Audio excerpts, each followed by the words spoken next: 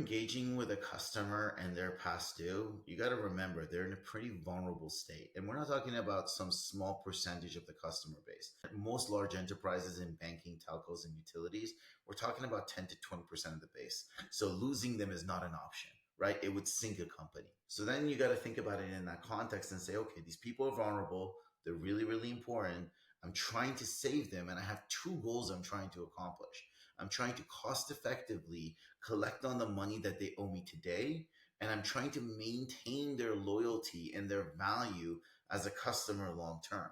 If all I do is demand stuff from them, I frankly compromise both objectives, because the more aggressive you are, the more people retrench. There's a fight or flight behavioral bias that kicks in where people start to ignore you and get locked up and freeze.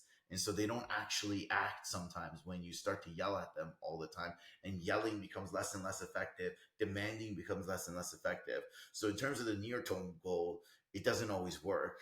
And so if there's a better way, you should definitely try it, especially when you take it into account the second factor, which is if you demand stuff from them and then demand again and then demand again, the next offer or promotion that they see from a competitor in a world where switching costs are lower than ever, they're going to switch. So you're going to create a bunch of voluntary and involuntary churn, and your costs are going to blow up. So in every respect, this idea of let me just be more aggressive is going to it cost you in terms of value to your business and cost you in terms of your relationship with your customer.